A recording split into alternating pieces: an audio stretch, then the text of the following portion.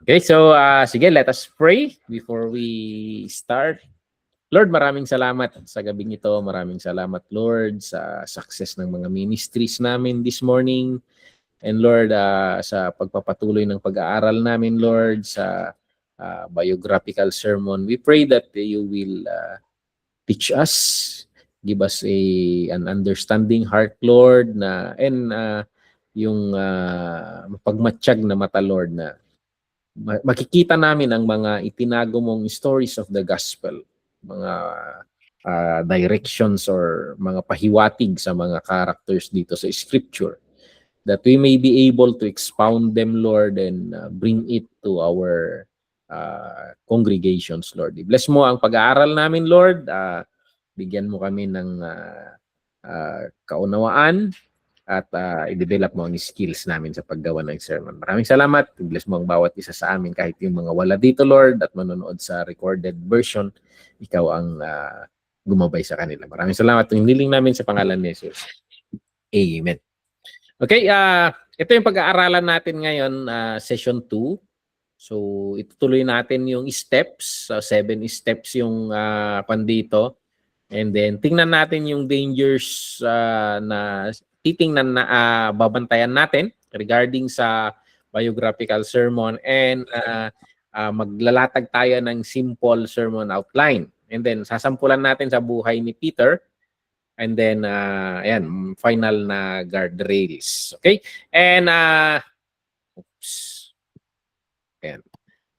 Noong nakaraan, ito yung may several steps na napag-aralan natin. So, ito, yung unang nabanggit noon is choose the right person. Mamimili ka ng character sa scripture. Ang itatanong mo lang is, marami bang detalye?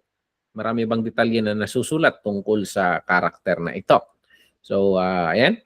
Pag si Abraham, of course, napakarami. So, he is a good candidate. Pag si Jabez, hindi masyado. So, he was just mentioned in one verse. So, parang ang hirap naman i-expound. Though maraming sermon na nagagawa sa life ni Jabez. But, yun na yun. One verse. So, ayan. Pangalawa, tatanong natin kung may clear need ba sa congregation na umaakma sa situation ng life na yon.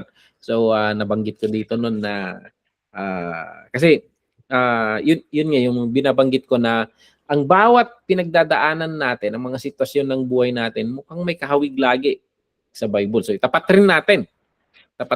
So, sa sitwasyon na so, yun yung isang clue natin siguro kung ang preaching struggles. Kita mo ang mga tao nag-struggle. A good candidate would be Joseph. A good candidate would be Job.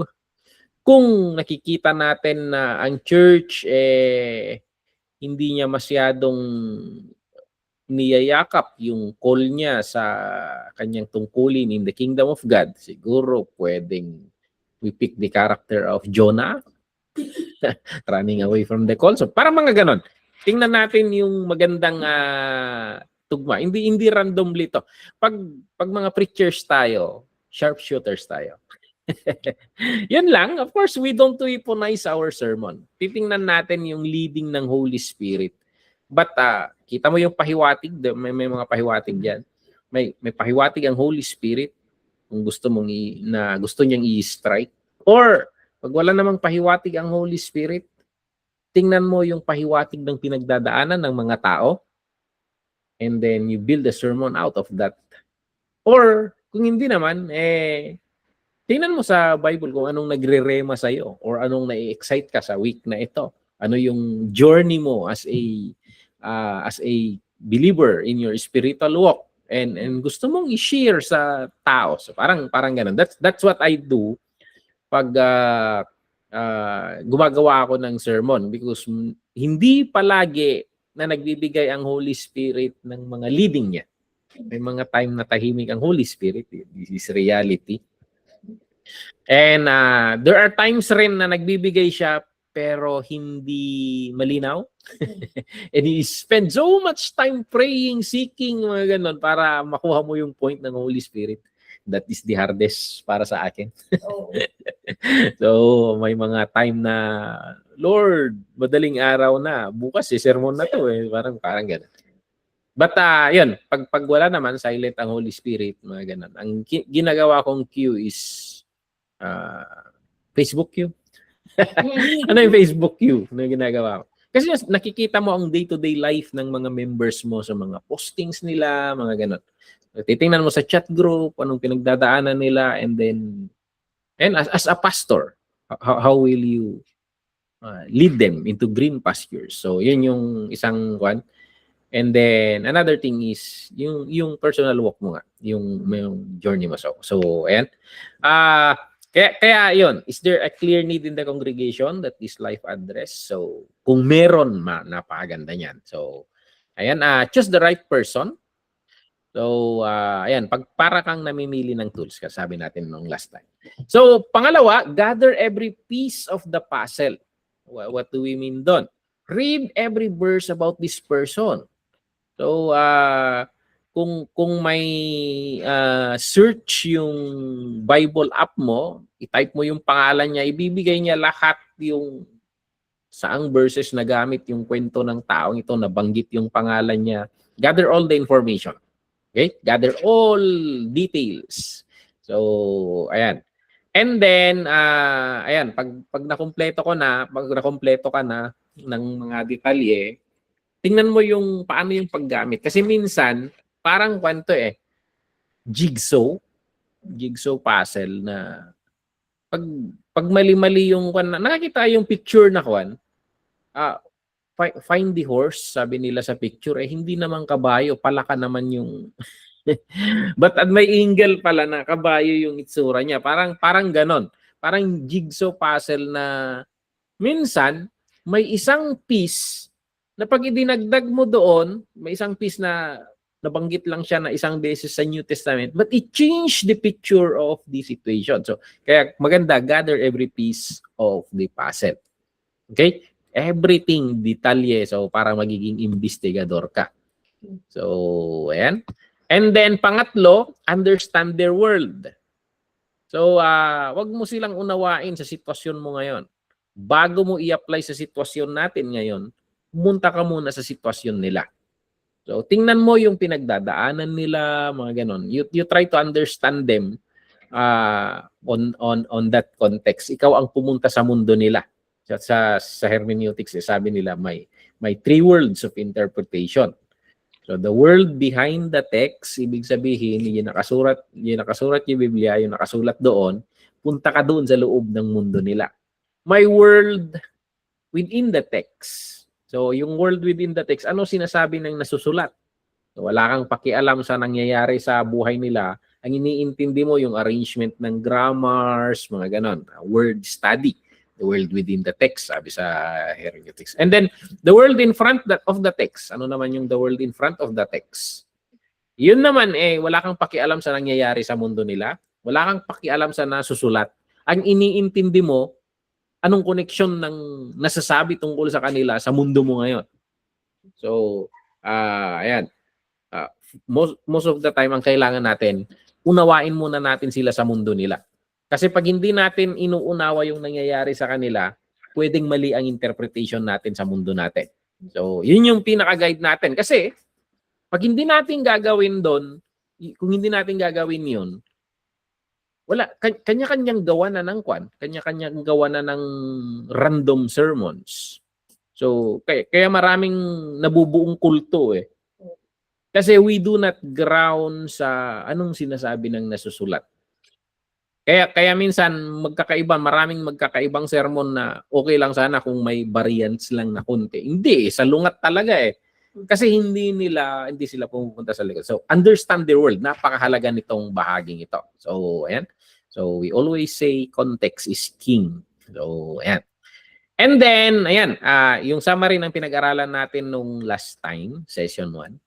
So, ayan. And then, itutuloy natin ngayon. So, tatlo yung point na na-discuss natin last time. Tutuloy natin sa step 4.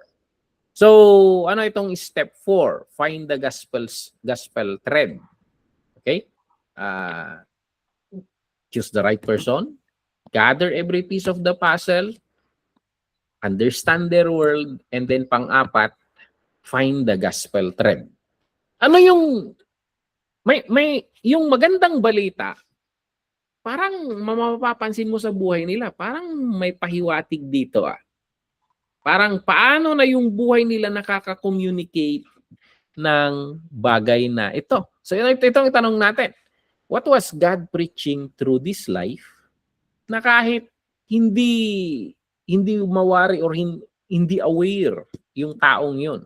Pero yung buhay niya, pag binabasa mo, may nangungusap siya ng isang mensahe. Parang nagkwekwento ang Diyos. May pinapahiwatig ang Diyos sa pamamagitan niya. So, ayan, yun yung isang dito sa biographical, napakalaga nitong step 4. Kasi hindi lang tayo magkwekwento sa buhay ng may buhay. Ang pinaka-key talaga is anong connection niya sa gospel. So sa dami ng tao sa scripture, chosen itong mga to eh. Kasi may pahiwatig na ginamit ang Panginoon. So 3 things to look for. Ano yung mga titingnan natin? The shape of the story. May mga patterns ka bang nakikita? Una, parang Fernando po, binubugbog. Pero sa dulo ng kwento niya, siya yung bida. So may pattern siya ng suffering before glory, which is a pattern of crucifixion, resurrection. So ayan. Meron bang pattern of rejection before exaltation? So ayan, parang gospel thread, parang may pinapahiwatig to ah. So parang si Joseph, tingnan mo yung pattern niya. Dinilaglag siya sa balon, and then sa kulungan, and then hanggang sa palasyo. May kung titingnan mo, mag-a-align siya sa parang pattern rin ng buhay ni Kristo. So, yun yung mga babantayan natin kasi we do not talk when we choose, for example, we choose Joseph. Yes, we talk about Joseph. But Joseph is just sabi ko nga dito sa scripture, ang main character lagi sa Bible is God. Kung sino yung mga taong nandyan, supporting character yan. So kung Fernando po sana, movie ni Fernando po, kahit laging nakapokus yung camera kay Berting Labra, supporting character lang yan. Parang ganun. So ang pinag-uusapan pa rin yung ikot ng mundo kay FPJ, parang ganun. So this is one very important na isaalang-alang natin when studying the scripture. Yung skill natin na hanapin ang Panginoon sa kwento kasi most of the time He is working behind the scene. Yet siya yung bida. Na off track tayo dahil yung spotlight na kay Joseph. Pero ang trabaho natin, tingnan mo si Joseph at hanapin mo ang Panginoon sa buhay ni Joseph at doon mo ituon yung spotlight. Ang trabaho nating mga preacher is find God. Find the object. Parang ganun. Parang naglalaro ka ng find the object. Sa buhay ni Joseph, nasaan ang Panginoon sa kwentong yan? Nasaan ang Panginoon sa kwentong yan? So yun yung titingnan natin. And then, ayan, ano pa yung hanapin natin? So, the shape of the story and then the hunger only Jesus can feel. Makikita mo sa buhay ng may buhay sa Bible na merong kakulangan, may imperfection. So, for example, yung nabanggit rin natin to nung last time. So, though si Noah is kumikilos yan na a type of Jesus, through him, his family was saved. But later, yung imperfection niya, drunkenness, gano'n, na nasira yung doon nagkadandeleche-leche na naman yung pamilya niya. So, ayan, every human, sabi dito, may crack, may kakulangan. So, ma-highlight mo doon na though si Noah ginamit ng Panginoon as a savior, a kind of savior during his time, makikita mo na hindi siya perfect. And yun yung i-highlight ng kwento ni Jesus. So, saan ba ang makakasustain ng salvation? Kasi itong mga ginamit ng Panginoon to bring temporal salvation during their time, hindi perfect eh. Even Moses is very close to the story of Jesus Christ. Yet he was not able to enter because may sablay siya. Pero ma-highlight mo na sa kasablayan ni Moses, makikita mo na si Jesus, I have come to fulfill the law. Makikita mo na kahit si Jesus nag-submit siya kay John the Baptist. Ayaw ni John the Baptist ay baptize eh. Do this.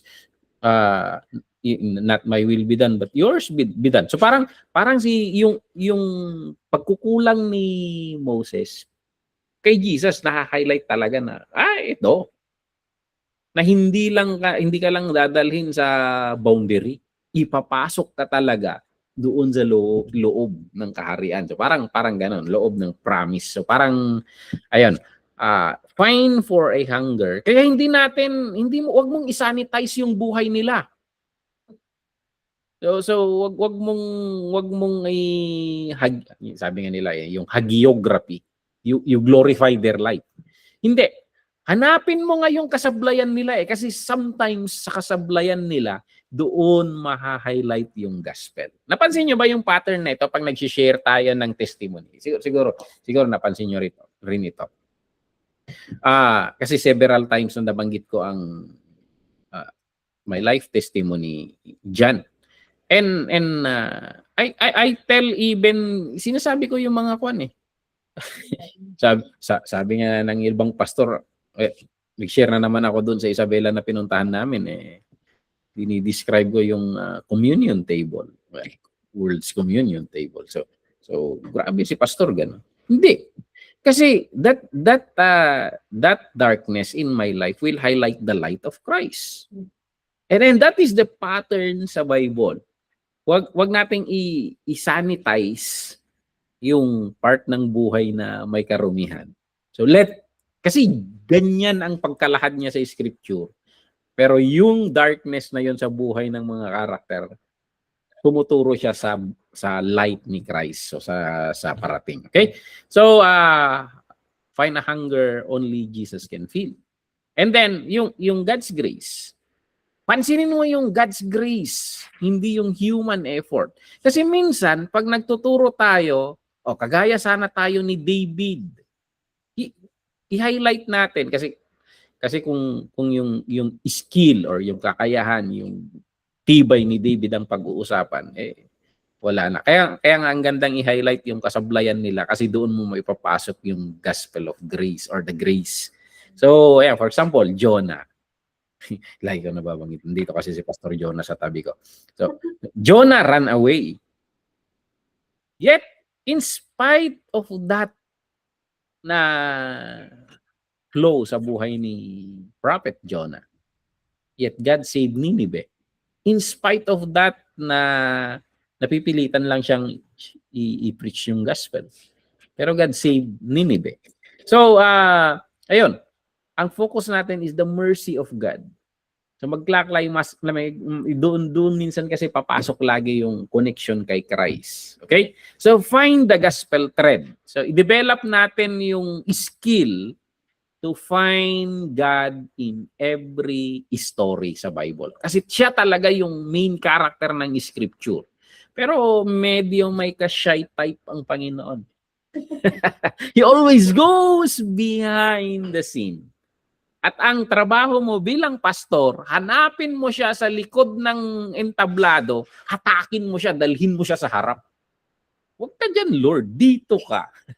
Yun yung ginagawa natin. So, parang, you bring him in front. You bring him in front. You highlight him. Yun yung trabaho natin. Okay? So, parang sa mga beauty pageant, meron yung humahawak ng yung malaki spotlight sa likod na kung sino yung tinututukan niya ng ilaw yun, ang lakas na ilaw yun. So, parang ganun tayo ng mga preachers. We highlight who God is sa buhay ng may buhay dito sa Bible. Okay? Find the gospel thread. And number 5. The road sign must lead to the destination. So, ang bawat karakter sa Bible parang road sign yan. Parang road sign. So, pag nawawala ka, sana, for example, diyan sa Hong Kong, pag nawawala ka na, binibiro ko kayo na Pastor Dante, pag nawawala kayo, maghanap kayo ng 7-Eleven. Pumunta kayo sa 7-Eleven tapos mag-message kayo, paki-pick up ako sa 7-Eleven. Parang pangit na road sign yan kasi sa bawat kanto diyan may 7-Eleven. But diyan sa Hong Kong, daming road sign. And napansin ko, diyan sa Hong Kong, ituturo niya lagi yung parang yung asterisk logo, the logo of the MTR. Pag yung mga yun, tuturo kung nasaan ang train, masusundan mo, hindi ka na mawawala pag may so ano mga key stations natin diyan, Central. So ayan, pag nakabalik ka na doon, hindi ka na nawawala. So, parang gano'n. Napansin ko rin, ituturo ko niya papunta doon sa Bay. So may mga road signs. So, every character dito sa Bible, parang road sign yan. Na ituturo niya yung destiny. The destination is always the Lord Jesus Christ. Okay? So, kaya masasabi ni Jesus Christ, in the law, the prophets, and the writings, lahat ng mga nasusulat dito, ang nakaugnay sa akin ay ma-fulfill sana. So, ayan. Wag pag nahanap mo yung road sign, nandito na ako sa road sign, and then you celebrate doon. No, hindi. Pag nahanap mo yung road sign, nakita mo yung life ni Joseph, nakita mo yung life ni David. You don't celebrate David, you don't celebrate Joseph. Sundan mo yung tinuturo ng buhay nila patungo doon, and then it should be Jesus we are celebrating. So, and road signs lang yung mga yon. Ang buhay ng bawat isa sa atin, mga nasa karakter ng Bible and tayo, buhay natin direction lang yan. Direction lang yan na nagtuturo kung nasa ng Panginoon. So, yan. Jesus is the city center. Kung Hong Kong sana, siya yung Central East Station. So, the center of everything yan sa Hong Kong. So, lahat na ng train, all train leads to Central.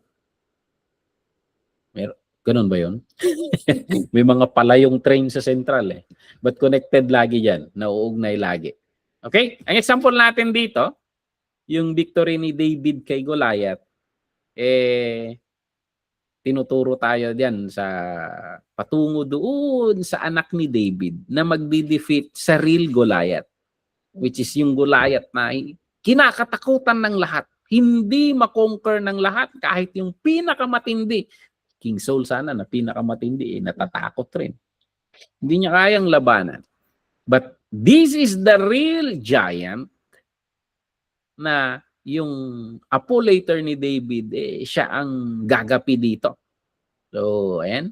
So, yung mismong buhay niya. Yung tinatawanan ko nga may nag-preach dito na bakit daw pumulot si David ng bakit 5 bato?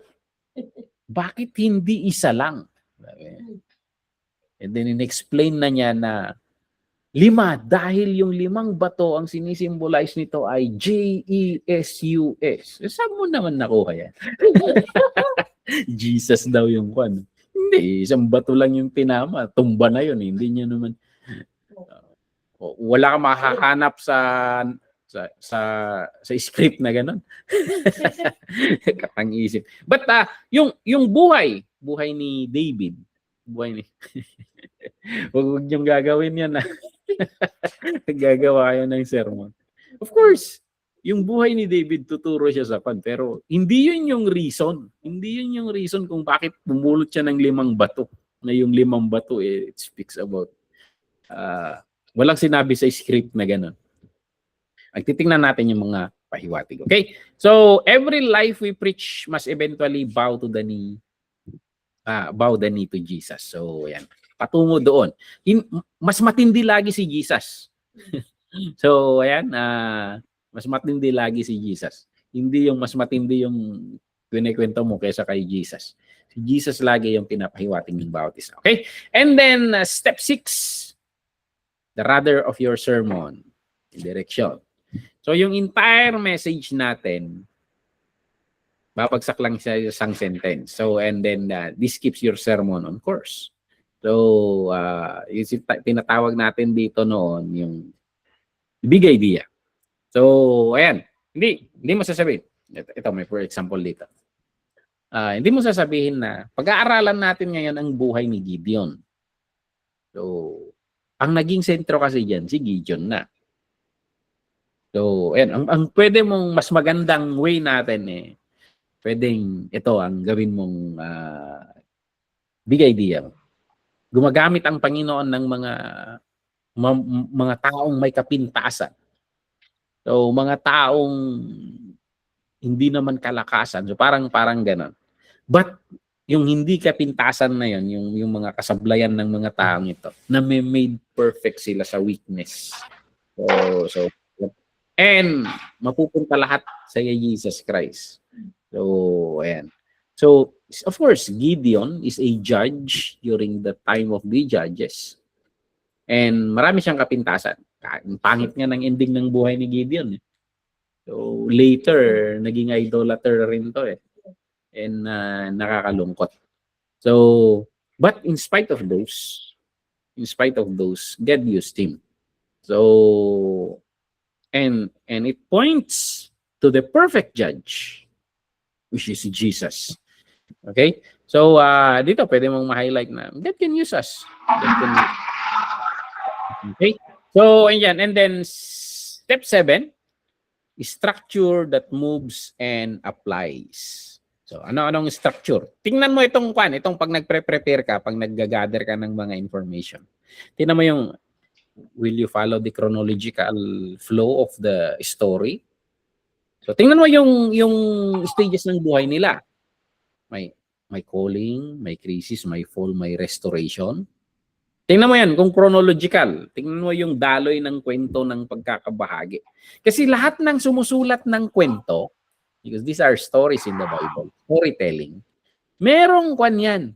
May daloy ng kwento. May introduction, and then may problem, may mga ganon. And then may twist. Kasi hindi exciting ang kwento kung flat lang yan. May paganyan-ganyan. May paganyan-ganyan ang buhay. Kung titingnan mo yung paano sila ikwinento, obserbahan mo yan. Tingnan mo yung mga key life stages nila. Or pwede ring magtuon ka mag-thematic. May timba sa buhay niya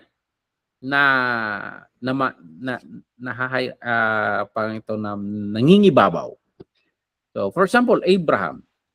Alam mo na, nasa buhay ni Abraham, faith ang nangingibabaw sa kwento niya. So, ayan. So, pwede mong tingnan yon. So, yung sa buhay niya, sa tema ng pananampalataya niya, nagsimula sa pag-alis niya. So, he left. And then, umusad sa paniniwala niya. So, he believed. And then, nag-end sa sacrifice. So, ayan. Tingnan mo yung faith niya na ano ito? Dumadali ba or humihirap yung journey of faith? Kasi aalis lang nung una Ito, maniniwala siya. And minsan, nakala natin ang dali ng maniniwala. Pero ilang sablay si Abraham dito? The sablay of Ismael. Kasablayan of Ismael. And then, ayan, ang dami niyang believing errors. Pero in sacrificing, yung pinakamahirap sa dulo, he succeeded. So, makikita mo yung, so, pwedeng thematic. Hanapin mo yung theme na, obserbahan mo yung nagsulat. Ano yung theme na hiniha-highlight niya sa pagkwento sa karakter na ito. Okay? So, and in the technique of storytelling, wag ka lang mag-narrate. Sa bawat, ang maganda dito, sa bawat stage, you pause and apply.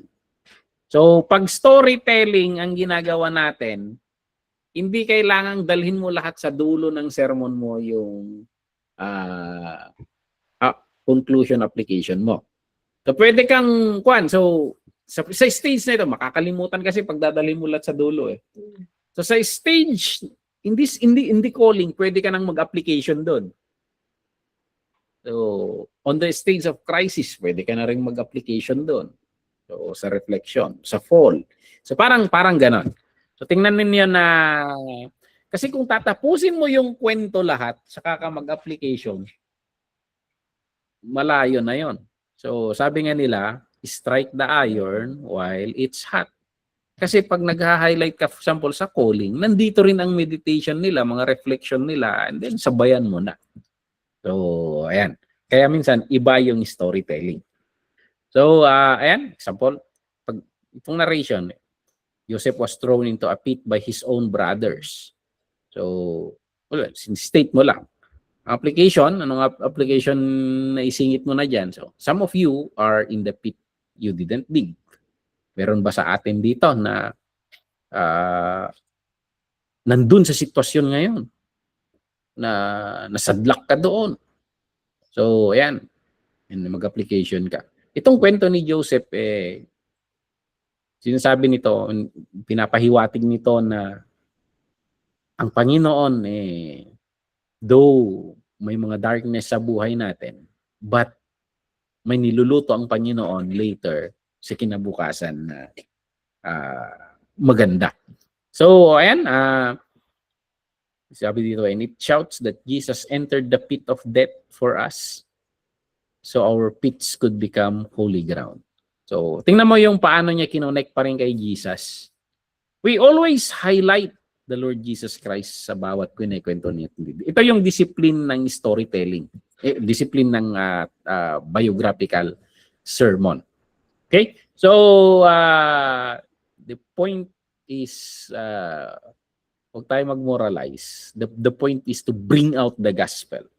Point out to Christ because these characters are just directions or tawag natin kanina, they are just road signs. Okay?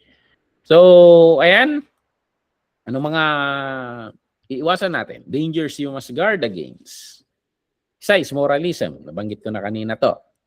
Sinasabi mo, magpakabait kayo, kagaya ni Ruth. Maging maayos kayo sa mga mother-in-laws ninyo.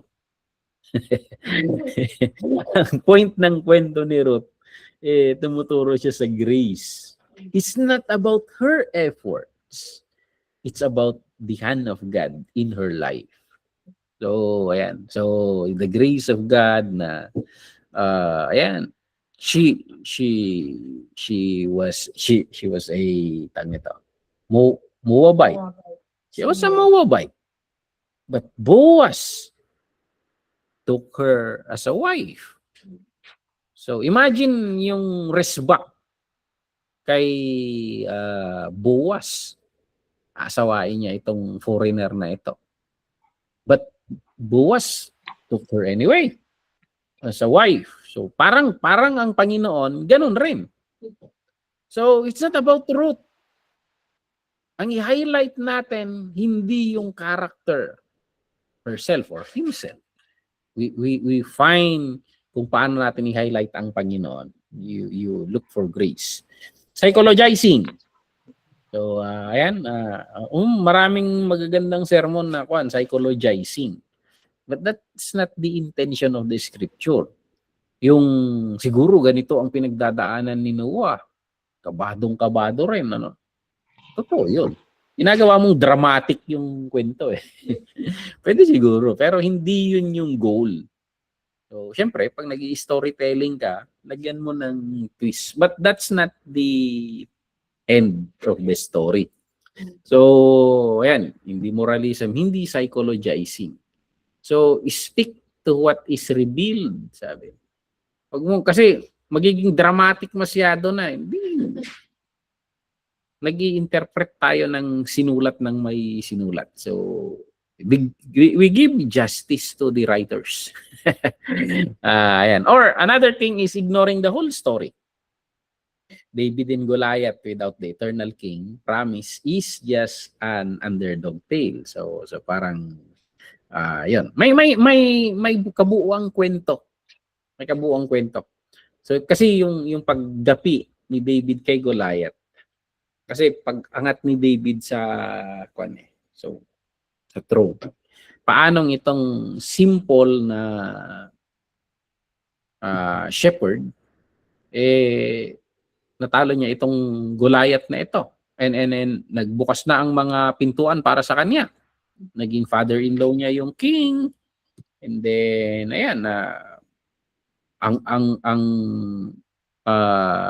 paghanga ng mga tao nakukuha niya. So parang ganoon until he was able to win the heart of the father-in-law. Pero hindi nag-e-end doon. Ang story patuloy ng dadalo yan kasi sa kanyang line kasi lalabas yung eternal king. So, ayan, kailangang mangyari yung buhay ni David. Pero parang junction lang siya. Parang isang terminal lang siya. Pero ang hantungan is the eternal king. Okay? Another thing, yung banggit rin natin kanina, sanitizing the character. So, wag mong alisin yung weakness ni Samson. Bakit hinighlight na gano'n? Para makita mo yung strength ng Panginoon. So, of course, do not sanitize the character. Wag mo ring isanitize. May word bang gano'n? Satanize. Do not sanitize, do not satanize. Huwag mo namang siraan. So, obserbahan natin yung the way na pagkakabanggit. So, may intention yung nagsulat. Bakit binabanggit niya yung mga kasablayan ni Samson? Okay? That is to highlight the strength of the coming judge. So, ayan. Hindi siya pasaway. Ma-highlight talaga yan. And then, no landing gear. Ano itong landing gear? A great story with no Monday morning application is a wasted flight. What does this statement mean? There should be an application in our day-to-day life. Okay? So, ayan. Maraming sermon na walang application. So, pag nagme-meditate tayo ng paggawa ng sermon, so what? Anong epekto niyan sa buhay ko? Magtatanong sila. So, ayan, if David, there may be challenges in your life. But with God, He will guide you. Just like David, narik na ni David inspiration of God. That he will challenge head-on si Goliath. Alam ni David na the battle is the Lord's. So, ayan. And the Lord is with you. The Lord is with you. So, ganun. You find things na maha-highlight sa buhay nila na just like David, kasama niya ang Diyos. Ganun rin sa iyo. So, ayan. Ano pa? Biographical sermon template. It's already 11. So, ito yung titingnan ninyo. So, sa pagbuuan ng sermon. So, pupunta tayo sa structure mamaya. Hook. Anong nare-relate na kwento ng tao? Kwento ng mga na pwedeng magiging connection mo. Paano mo makukuha yung attention nila? Most likely, nilalagay natin to sa introduction. How will you start the sermon na mahuhook mo yung attention nila? So may pattern ng paggawa ng sermon na structure na yung titawag nilang hook, book, look, took. I don't know, familiar kayo doon. Hook, book, look, took. Hook is you tell a story that will get the attention of the listener. And then book, you go to the scripture and then share a relatable or similar story. Dinadala mo na. And then bubulat-latin mo yung scripture na yon, expound to them the things of the book, the Bible. And then look, you highlight the things na gusto mong ituro or i-communicate. Gusto mong mag-grasp nila. Look, so yan, explore. And then took, ano yung gusto mong maiwan sa buhay nila. So, hook, book, look, took. So, basically, parang yung sermon rin natin. Introduction, you need something that would be catchy sa kanila. And then book, sasabihin mo yung text mo kung saan yung patutunguhan ng exploration mo sa scripture. So that is the book. That is, and then look, that would be your main divisions. Yung text na yon ini-explore mo, ini-highlight mo, hook. And then yung took mo is that's the conclusion and application. Yun yung gusto mong matira sa isip nila, mamarka sa alaala nila. Okay? So hook. And then tingnan mo yung background, brief setting, time, place, that would be the book and look. So ayan, scene from the life, ito yung main division mo, nasa book and look pa rin ito. Pivotal moments, tingnan mo kung yung sa kwento, ano yung truth, anong connection niya sa gospel. And then the Christ connection, tingnan mo, paano nauugnay si Kristo sa buhay ng taong ito. Yung clear, shining moment na naililink kay Jesus Christ. Gospel application, specific tender calls for believers and then the unconvinced. So parang, how would you apply the gospel to your yung kausap mo. Then conclusion, anchor them in the faithfulness of God, not the person. So, yun yung sinasabi ko nga, ang bida sa bawat kwento, ang Panginoon. Kahit pa si David, siya yung nasusulat doon, he is a supporting character because the scripture is not about them, the scripture is about God. So, ayan. So, we bring out God from their story. So, ayan. Parang niyog sana yan. So, sa dulo, at the end of the story, sila yung kwan. Anong tawag natin sa pinagigatan? So, ayan. Sila yung kwan. So, the gospel, the point is, ayan, ang point dyan, yung pinaka-juice is God and the good news of God. Okay? So, titingnan natin. I-apply natin. Though ito yung hook, background, ito yung mga isaalang-alang mo pag nag-explore ka ng kwento. But I suggest na para hindi tayo napakaraming minememorize, I suggest na we still use the structure na ginagawa natin sa topical, sa textual, and then expository. So, ayan, ang bibigay ko dito is, pag nakuha mo na lahat yan, hook, background, nabuo mo na yung kwan, nakita mo na yung lahat ng detalye, pag nag-explore ka, huwag kang mag-attempt na gumawa ng sermon na hindi clear yung big idea mo. So, you start pa rin sa big idea. So, sa buhay na yan, what is the big idea? We go to the life of Peter. So, ang big idea na makikita mo doon, in this perspective, so perspectival, how do you interpret the life of Peter? So ito, God's grace restores and uses even those who have utterly failed, kahit yung mga sablay, hari ng sablay.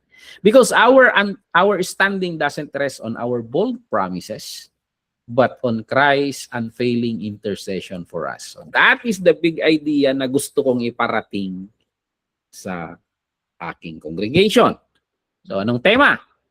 Title. So, from self-confidence to Christ confidence, the restoration of Peter. Yan yung gusto kong gawing title. Okay? So, from self-confidence, kasi tibay ni Peter, believe sa sarili. Self-confidence to Christ confidence, the restoration of Peter. So, the text, ito yung mga nakikita kong area na nakakover yung certain aspect na gusto kong diinan. Though ang daming nasusulat tungkol kay Peter. Pwede kang mag-explore, doon na lang sa gospel, ang dami na. And then, pwede ka pang pumunta sa extra-canonical books. Dami rin nasusulat kay Peter tungkol sa kanya, mga kwentong hindi napasok sa 66, but still, the generations of Christians, they talk about it. And then, introduction. You craft your introduction. Paano ka mag-hook?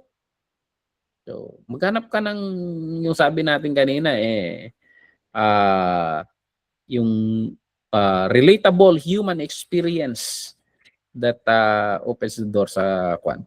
So, yan, pwede kang, have you ever made a big promise and broken it within hours? Nangako ka tapos hindi pa nagtagal na break mo na. So, yan. Or maybe you told a friend, maaasahan mo ako. And then, iniwan mo sila sa ere. Naging Indiano ka. So, yun, parang gano'n. So, or you resolve, sinabi mo sa iyong sarili, this time, hindi na ako sasablay. Promise talaga. Cross my heart. Mga ganun na sinasabi mo. Tapos sumablay ka rin. Di struggle. So, ayan. So, the shame can be crushing. So, pwede mo highlight yun. The shame can be crushing. Alam niyo ba si Peter, one of the closest friends of Jesus, nararamdaman niya, nakaka-relate siya. Familiar yung pinagdadaanan mo. So, that would be a good hook para sa introduction mo. Okay, so, ayan. Proposition. So, anong gusto natin ngayon? So, though Peter's bold self-confidence led to a devastating public denial, the pursuing love of Jesus restored him completely. So, yan. So, showing us that our worst failure are not the end of the story, because Christ Himself is the faithful one who never fails. So, kung para ka kay Peter, mga kapatid, huwag kang mawalan ng pag-asa. So, ayan. So, proposition mo, mga kapatid, may pag-asa. Interrogative. Anong tanong natin na pwede nating i-conject? How does God deal with our deepest failure? So, ang alam kasi natin minsan, pag sumablay tayo, tatamaan tayo ng kidlat. How does God deal with our deepest failure? And what hope does Peter's restoration offer to us if we feel disqualified? Many times we feel disqualified dahil sa mga kasablayan natin, kakulangan natin, imperfection natin. Parang gano'n. So, transition sentence natin na gagamitin natin dito let's walk through the 3 turning points of Peter's fall and restoration. At pakinggan natin ang magandang balita na umaalingaw-ngaw sa kanyang buhay sa bawat isang bahagi nito. So, ano yung 3 punto? So kaya ako pinapattern pa rin sa una para ma-familiarize. Pareho lang. So, hindi ko gagamitin yung hukbuk-luktok pero makikita nyo yung hukbuk-luktok dito. So, para ma-familiarize kayo sa ginagamit natin dito sa TGMI na structure. So, yan. Big idea, theme, proposition, introduction, proposition, ISTS, and then main division, subdivision, conclusion, application. So, ayan. Transition. Let's walk through. Tingnan natin yung biyaheng Pedro. So, parang ganun. So, main division. So, the bold promise.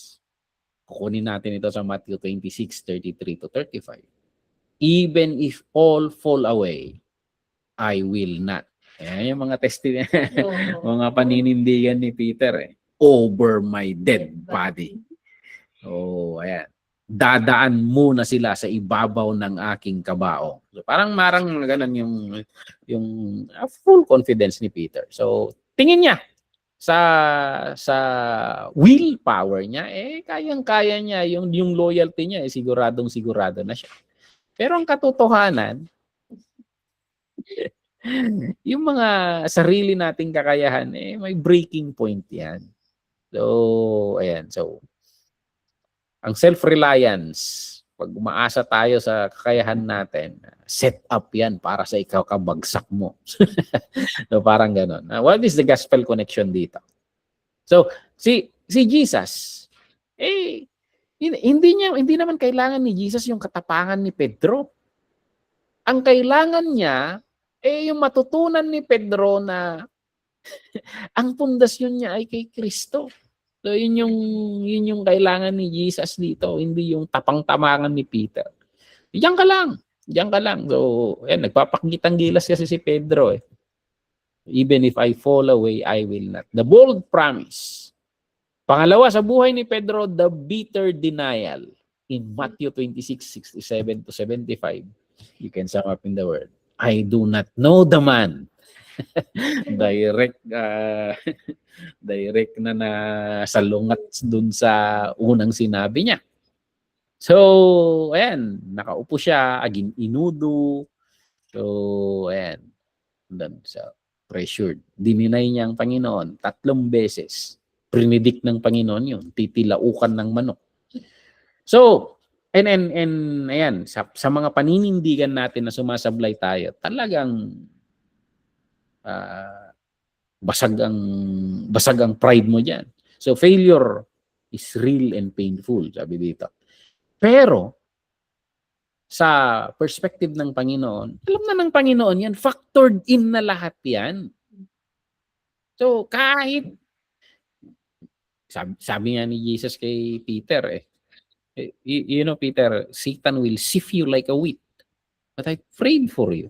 Alam na ni Jesus yun. Alam na ni Jesus yun na target si Peter. So, hindi lingid sa Panginoon yung mga bagay-bagay na kasablayan natin. Anong bagay ang hindi alam ng Diyos? He knows everything. So, ayan. Bago pa man bumagsak si Pedro, ipinanalangin na ng Panginoon ang restoration niya. Okay? Bago pa man niya pagkanulo ang Panginoon or i-deny ang Panginoon, pinag-pray na ng Panginoon yung restoration niya. Gospel connection, our failure exposes our desperate need for a Savior who never denies us. And that is who Jesus is. I will never leave you nor forsake you. So, yeah, Christ was abandoned so He could be brought near. So, ayan, the gospel connection doon. So, na-abandon ang Panginoon. So, we could be brought near. So, naranasan niya ang abandonment para tayo maranasan natin ang faithfulness. So, yan yung kabaliktaran rin ng kwento ng So, the bitter denial, I do not know the man. And then, ang pangatlo na pwede mong i-hit dito, the beautiful restoration. So, ang ganda ng daloy ng kwento ni Peter. Yung Peter na sigurado. And then yung Peter na natakot. And then yung beautiful restoration. John 21:15 to 19. Simon, do you love me? More than this. Do you love me? Feed my sheep. Feed my sheep. So dito, nagkita ulit sila ni Jesus. And then doon pa rin. Apoy pa rin. Nagtuntuno na dito And then the Lord asked him to lakad-lakad niya tayo, Pedro. So, and then, ayan. So, tinanong ni Jesus kung mahal mo ba talaga ako? Mahihiya ka ng yabang-yabang mo nung una Tahimik lang si Pedro dito. But the Lord is recommissioning him. Inire-recommission siya bilang shepherd to God's people. Feed my sheep. Feed my lambs. Feed my sheep. So, ayan. Yung truth dito, so, restoration, hindi na erase yung sa memory. So, sabi nga, si Pinoy ata nagsabi nun, hindi ako naniniwala sa forgive and forget. Because you cannot forgive what you cannot remember. parang gano'n. Nandun pa rin yun. Hindi, restoration doesn't erase the memory. But it rewrites the future.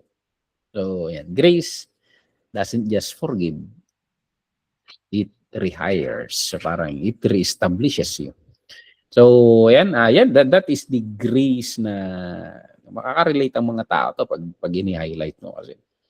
Tayong mga tao, sablay tayo And the gospel, the grace of God, the good news is that it lifts us up.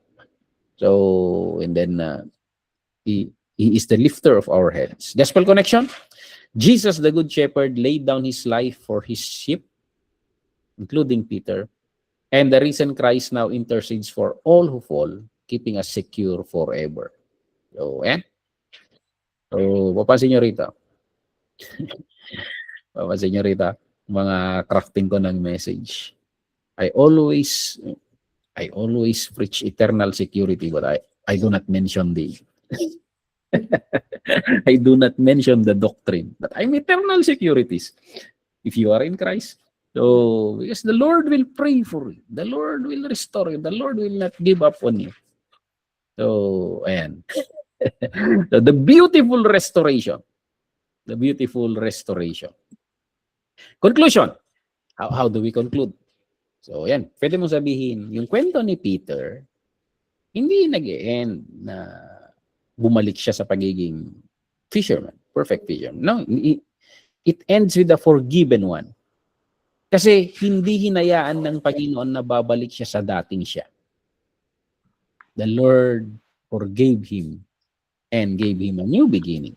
The same Jesus who prayed for Peter's faith not to fail now sits at the right hand of the Father praying for you. The same thing. So, kung si Peter na-reinstate, tayo rin. The Lord is praying for us.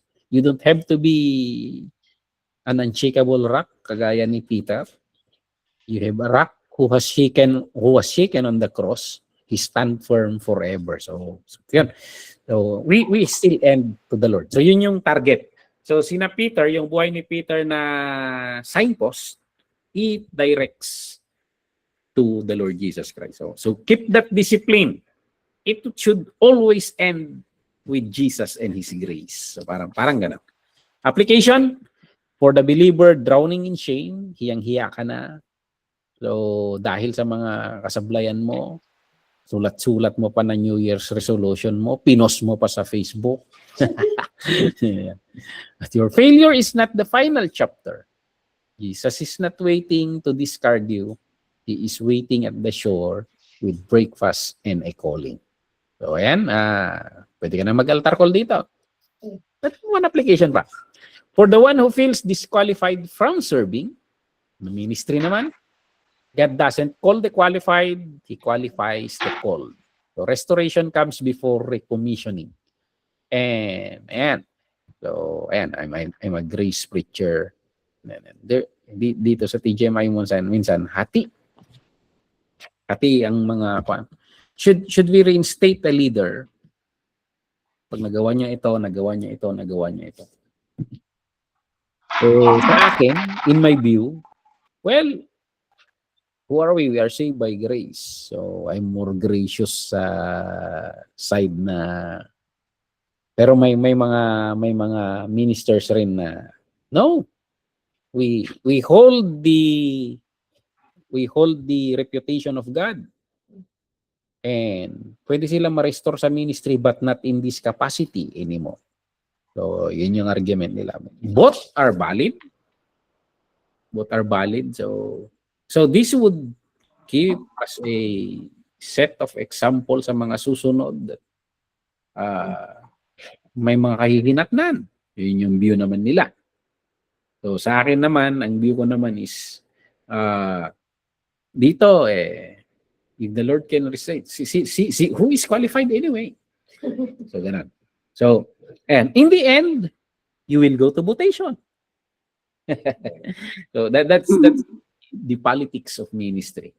So hindi mo masasabing right and wrong because pareho may pinagbabatayang pananaw and both are valid because both are scriptural, but in the end you need to decide and you need to divide the house, and whatever the decision that comes we respect. So we can move forward. And so but sa akin is I'm a grace preacher. So yan yung view ko, but of course pagtapos na yung decision, that's it. We know kung saan yung pinagbasihan. For the seeker or skeptic, Peter's journey shows that the Christian life is built not on your promise to be faithful. So yan. Hindi siya nakasalalay or naka-establish doon sa promise mo na maging faithful. But nakasalalay siya sa promise ni Kristo na He will keep you. So ayan. So will you trust the Savior who never fails? Kahit sumasablay tayo. So ayan. So remain in Christ because Christ will never leave you nor forsake you. So, ayan. So, that's one example. You can look for another theme sa buhay ni Pedro. Marami kang makikita dito. Maraming iba't ibang perspective. Basta isa lang yung goal natin. Ang palalabasin natin is yung ipinapahiwatig niya na regarding Christ and His grace, o the gospel. So, yun yung discipline ng biographical. So, ginagamit mo siya as a jumping board for the gospel. And yeah, God is writing stories, preaching through the life of people. So guard the rails for a lifetime of preaching. Let the biblical author's own commentary guide you. So ang magaguide sa atin, paano niya sinulat yung writer? So isaalang-alang natin yung writer. Ano kaya yung gusto niyang pahiwatig? So bakit sinulat niya ito? Bakit dito? So you analyze. Isaalang-alang mo yung try mong unawain yung nagsulat. So ayan, if you cannot organically show Jesus, you're not finished preparing. Pag sa analysis mo sa story hindi niya na ipapahiwatig si Kristo. Keep on working. Keep on analyzing. Keep on analyzing. Mabibuild mo tong skill na ito. Maililink mo kay Kristo and then you build on that. So, tingnan mo lagi yung hindi. Itong karakter na ito, daming nasulat dito tungkol sa kanya na data, information. This character must be a signpost. It should be pointing to Christ. You wrestle with the text. Tingnan mo kung paano tumuturo yung buhay niya kay Kristo. Kaya pag hindi mo pa nakikita, keep on meditating. Keep on observing the scripture. Keep on reading. So, ayan. And then, preach the biblical person. So, tandaan niyo, the Holy Spirit was the editor. So, trust His choices. So, ang Holy Spirit kung bakit nandyan yung karakter na yan. Tingnan mo kung paano na-highlight dyan. So, ayan. Hayaan mo yung Holy Spirit gagabayan ka rin ng Holy Spirit yan. Gagabayan ka rin ng Holy Spirit yan. So, ayan. And then, panghuli, let weaknesses be the doorway for grace. Huwag mong isang tabi yung weaknesses ng mga tao. Kasi doon, yung sabi ni Paul, in weakness, I was strong. So, tingnan mo yung weaknesses nila. Kasi pumapasok ang grace ng Panginoon doon.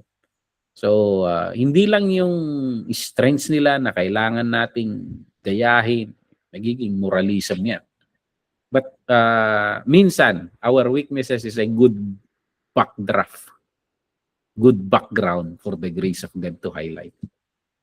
Okay? So, that is our biographical sermon. May question kayo. It's already 11:30. We need to end because this is the end.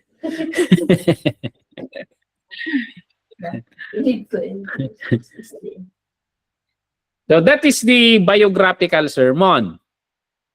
So itry nyo ngang Sister Rod, gawa ka nga ng biographical sermon at basahin mo yung buhay ni Pastora Eva. Ganun.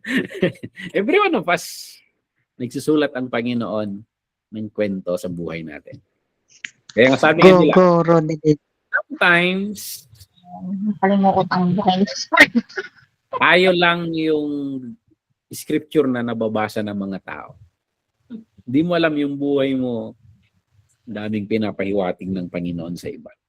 So, yung mga karakter na ginagawan natin ng sermon sa ngayon, na nasusulat dyan sa 66 books, kagaya rin natin yung mga yan. Wala silang kamalay-malay na masusulat sila dyan. Pero ang Panginoon nangungusap na sa pamamagitan ng parang pag ina-analyze ko nga to, parang naglalaro ang Panginoon ng chess. Minob niya ito para mag-move ng ganun doon. Kasi sa move niya, ito ang mangyayari and then may pinapahiwatig. parang ganoon Ang galing ng Panginoon. Ang galing ng Panginoon nasa nangyayari, gumagawa siya ng mensahe or kwento sa mga susunod na henerasyon.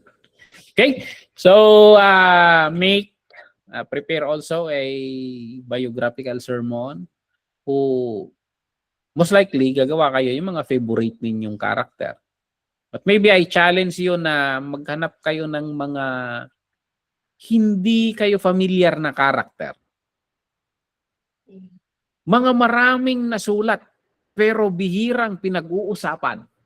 Mga ganon. So, para ma-challenge kayo kasi ang boring naman. Pag si Joseph, alam ko na yan, ma'am, sabi nga ng kids department. so, maghanap kayo ng mga karakter na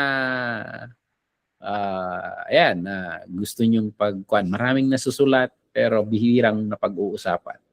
There must be a hidden message behind those. Challenge yourself, decode them. Okay? So, ayan, that would be my challenge sa inyo. Okay? So, by next meeting sa Wednesday, sige, ilas natin doon sa historical. Tingnan natin yung historical. Marami pang klase ng sermon but so far sa TGMI, ito yung pinagtutuunan natin. Topical, textual, expository, biographical, and historical.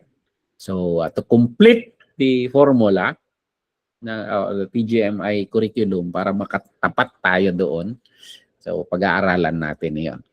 Pinag-combine ko na yung homiletics 1 and 2. Because you are advanced. You are advanced. Nasasabak na kayo sa ministry and then you've heard a lot of sermons. Marami na kayong kinaing bigas. Parang yan. Okay? May question bago tayo kape? Wala? Sige, we will close in prayer and then we continue our chit-chat. Sige, let's pray. Lord, we thank you for your goodness. We thank you that you always communicate to us and you use the life of people as your backdraft or draft, Lord, na sinusulat ang mga mensahe ninyo sa amin. Maraming salamat, Lord, na sa pamamagitan ng preaching skill na ito, Lord, ay mai-highlight namin ang kabutihan ninyo. And maraming salamat, Lord, sa natutunan namin, Lord, na kahit pala yung buhay namin, nangungusap ka sa pamamagitan nito. Lord, we pray, Lord, na we open our life. We open our life, Lord, na maging sulatan mo ng magandang balita. Naway ma-highlight ka sa buhay namin. Gamitin mo kami, Lord, and we allow you to write your story through our life, Lord. Maraming salamat. I-bless mo ang bawat isa sa amin, Lord. Kahit, Lord, sa paggawa namin, Lord, ng sermon, Lord, mangusap ka sa amin. I-guide mo kami, Holy Spirit, sa mga karakter na gusto mong i-highlight. Gusto mong pag-usapan namin, Lord. Gusto mong i-reveal ang mga nakatagong yaman ng gospel sa buhay nila.